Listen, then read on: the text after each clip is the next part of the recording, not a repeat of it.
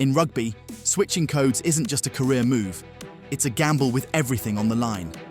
Today, we're pulling no punches. These are 5 of the greatest triumphs and 5 spectacular disasters in rugby's code switch history. Jason Robinson, nicknamed Billy Whiz, was a rugby league superstar with Wigan Warriors, racking up over 300 games and 5 league titles. His speed was unreal. Think Usain Bolt with a rugby ball. In 2000, he switched to rugby union with Sale Sharks, and it was like he'd been playing union his whole life. Just 4 months later, he was pulling on an England jersey in the 2001 Six Nations. What made Robinson special? His footwork.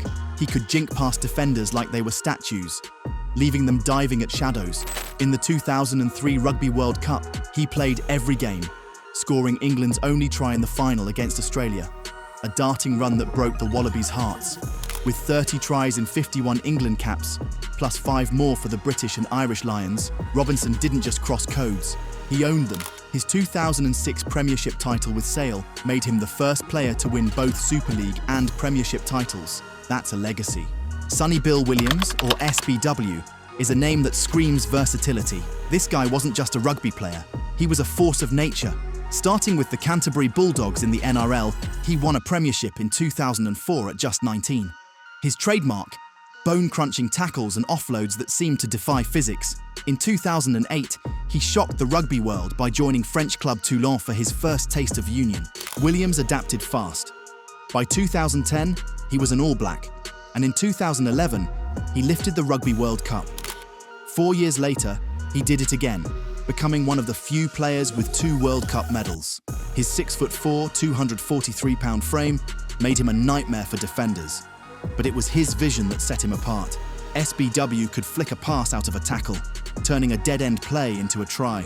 He played 58 tests for New Zealand, starred for the Chiefs and Crusaders, and even dabbled in boxing. League, union, boxing, Williams conquered them all. Is he the ultimate cross-code star? Let's keep going. Most cross-code stars are backs, fast, flashy, and built for open space. Brad Thorne, he's a forward, and he's the exception that proves the rule. Standing at 6'7" and 262 pounds, Thorne was a wrecking ball in rugby league with the Brisbane Broncos, winning 3 NRL titles. In 2001, he switched to union with the Crusaders, and his career took off. Thorne's game was all about grit. He dominated lineouts, smashed rucks, and tackled like a freight train. By 2008, he was an All Black, and in 2011, he helped New Zealand win the Rugby World Cup. His trophy cabinet is ridiculous. NRL titles, Super Rugby titles, a Heineken Cup with Leinster, and 59 caps for the All Blacks. Thorne even played Premiership rugby at 40, a record in itself. Switching codes as a forward is brutal, but Thorne made it look easy. Could he be the greatest? Let's see who's next. Lote Tuqiri was a giant on the wing. 6'3", 220 pounds, and built like a tank. He started in rugby league with the Brisbane Broncos, scoring tries at will and earning caps for Australia and Fiji. In 2002, he jumped to union with the New South Wales Waratahs, and by 2003, he was a Wallaby. His debut? A try against Ireland, just months after switching. Tuqiri's strength was his aerial game. In the 2003 Rugby World Cup final, he outjumped Jason Robinson to score Australia's first try, showing he could hang with the best. With 30 tries in 67 tests, Tuqiri was a consistent threat. He later played for Leicester Tigers and Leinster, but his Waratahs stint, where he broke Super Rugby's try-scoring record, made him a legend. Tuqiri bounced between codes, returning to league in 2010, but his union career was pure class. Chris Ashton was a try-scoring freak. In rugby league, he played for Wigan Warriors, earning 4 England caps. In 2007, at just 20, he switched to union with Northampton Saints and scored on his first touch. Ashton's knack for sniffing out tries was uncanny. He'd pop up in the right place every time. His Ash splash dive became iconic, adding flair to his 20 tries in 44 England tests. Ashton holds records for the most tries in a Heineken Cup season and the top 14 single-season try-scoring mark. In the English Premiership, he's the all-time leading try scorer. His league background gave him an edge in reading the game, making him a support runner defenders couldn't stop. But his defense? Not always bulletproof. Still, with 7 clubs and a career full of highlights, Ashton's cross-code journey was a success. Not every league star shines in Union. Let's look at 5 players who fell short when they made the switch.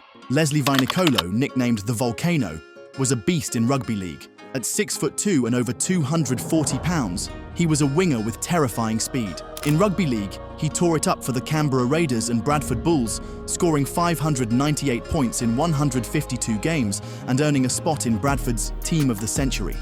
In 2007, Gloucester Rugby in the English Premiership signed him, expecting a superstar.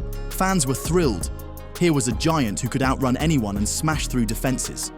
Vainicolo started strong, scoring 5 tries in his Gloucester debut. Over 5 years, he racked up 36 tries, which sounds impressive, but didn't live up to the hype. Rugby union demands more than speed and power. Wingers need to master positioning, high ball catching, and defensive reads. Skills Vainicolo struggled to develop. His tackling was shaky, often missing crucial one-on-ones, and he couldn't adapt to Union's complex set pieces. England gave him a shot, handing him 5 caps in 2008, but his performances were lackluster. By 2012, he was playing in France's 3rd tier, a far cry from the world stage dominance everyone expected. Vainicolo's raw talent wasn't enough to overcome Union's steep learning curve. Willie Mason was a rugby league titan in Australia's NRL. A 6'5", 250-pound forward, he was known for his bone-crushing tackles and off-field controversies. Mason won an NRL premiership with the Canterbury Bulldogs in 2004 and played 24 tests for Australia. In 2011, at 31, he shocked fans by signing with French rugby union club Toulon, a powerhouse stacked with stars like Johnny Wilkinson. The move promised a new chapter for the ageing enforcer, but it turned into a disaster.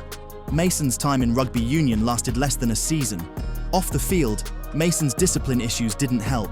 He clashed with Toulon's coaching staff and struggled to adapt to the club's professional culture.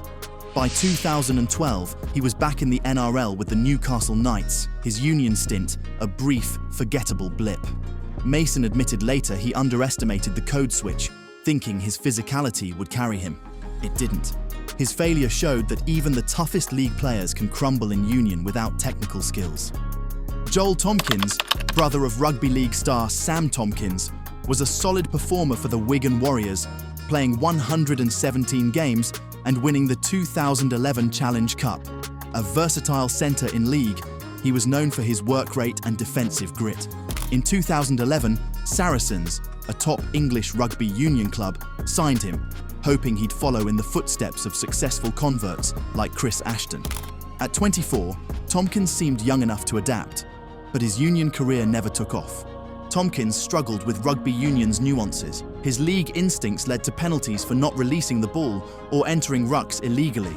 Despite scoring 4 tries in 40 games for Saracens, his performances were inconsistent. England gave him 3 caps in 2013, but he looked out of depth, especially against strong teams like New Zealand. By 2014, after just 3 years, Tomkins returned to Wigan, admitting he needed more time to learn union, a luxury England's coaches didn't give him. His brief stint proved that raw athleticism can't replace game knowledge in rugby union. Benji Marshall was a rugby league icon, a dazzling playmaker for the West Tigers. He led New Zealand to the 2008 World Cup and won an NRL premiership in 2005. His step, vision and flair made him a fan favourite.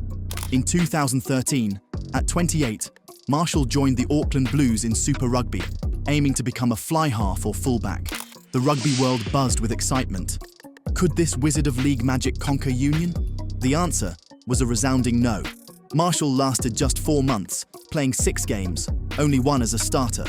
Union's structured playstyle clashed with his free-flowing league approach. He struggled to read defences, manage the kicking game, and handle the breakdown. Fans and coaches grew frustrated as Marshall's passes went astray, and his decision-making faltered. Unwilling to play reserve-grade rugby to learn the ropes, he returned to the NRL in 2014. Marshall later admitted he wasn't prepared for Union's complexity. His short, embarrassing stint is a stark reminder that even the most talented league players can flop without patience and adaptation. Topping our list is Sam Burgess, the most infamous rugby league to rugby union convert.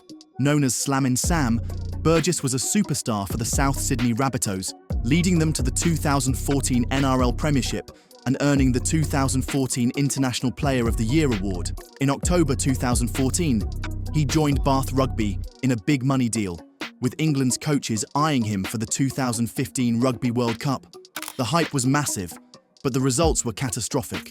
Burgess faced immediate challenges. Coaches tried him at flanker and centre, but he couldn't master either role. His league-style carries were powerful but predictable, and he struggled with Union's tactical kicking and breakdown rules. After just 21 games for Bath, England fast-tracked him into the World Cup squad, a decision that sparked controversy. England's early exit from the tournament made him a scapegoat, with media and fans blaming his inexperience. Just 1 month later, in November 2015, Burgess returned to the Rabbitohs, ending his Union experiment after a single year. Burgess's failure wasn't just about skill. The intense pressure, unrealistic expectations, and rushed integration into England's squad set him up to fail. His story is a cautionary tale. Even the best league players need years to adapt to Union's demands.